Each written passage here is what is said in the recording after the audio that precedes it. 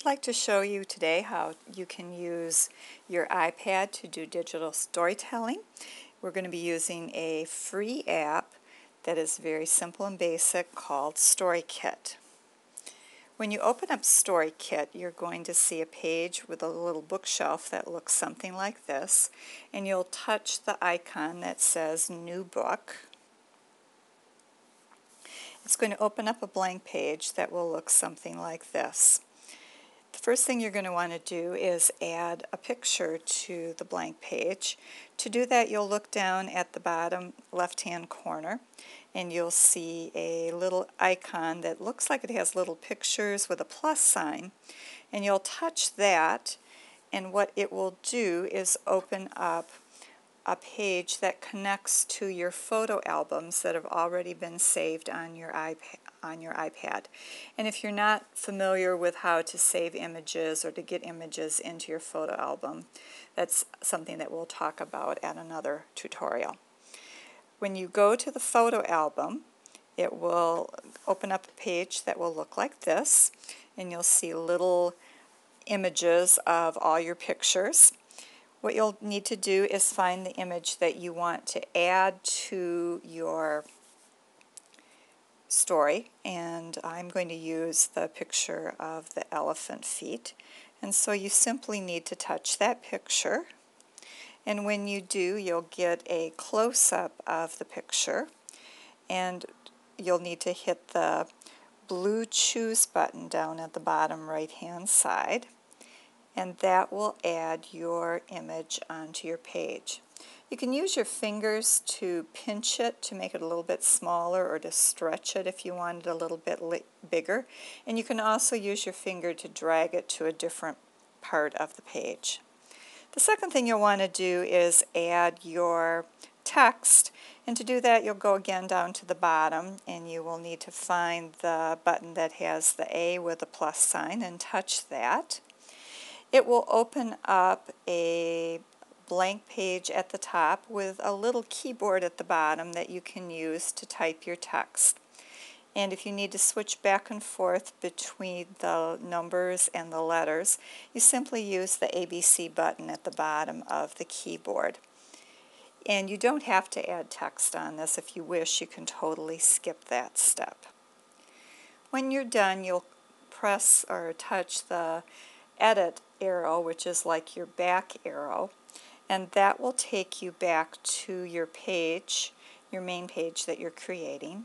Your text will appear in a little box, and again you can stretch that box to make it larger or pinch it to make it smaller and to move it around to your page to adjust it. The next step is going to be to add your audio, and to do that you'll touch the third button at the bottom that looks like a little speaker. It will bring you to a little recording booth, and you simply need to press the record button to record your audio, and when you're done, that record button will be a stop button that you can touch.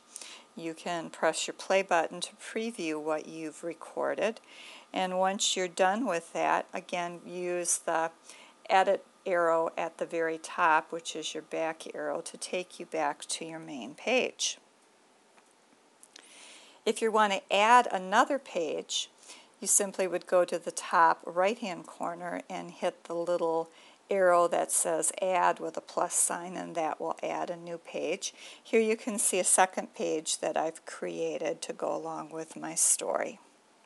There also is a fourth button at the bottom, which is a paintbrush, and that allows you to do some simple painting, just strictly using lines and colors, and you can change the thickness of the lines. It's not a very complicated drawing app, but it will be fun for younger kids if they would like to draw a picture to go along with their story. When you're done, you would press again your Edit Pages back arrow at the top of the page, and that's going to take you to your list of pages that you've created. If you need to go back and edit any of these or change them, again you just touch on the blue arrow and it will take you back to that page. If you're satisfied with your pages, all you need to do is touch the details arrow at the very top, and that will take you back to your main page for your story, which is going to look like this. You'll touch on the top line to add your title, your second line to type in who it's by, and then the third line to add some details to it. When it is all done, you would simply press the read button and it will play your story for you, and it looks beautiful on the iPad to watch it being played. You can also press the edit button if you need to go back and do anything to fix up any of the pages. And then the last step does allow you to share your story. However, when you're sharing, it's going to simply upload the pictures to a web page, and it really does not have the sound with it, so it's probably not the best app for sharing with other people. You're going to end up having to send a story link by email, and your story really is just going to look like this. You're going to lose the sound, so that's probably not the best app if you want to be able to transfer it to another setting. But it is a great app for being able to create a digital storybook that can be read on the iPad. So those are the steps to use StoryKit. It's a good free app, and I hope you'll find this little tutorial helpful.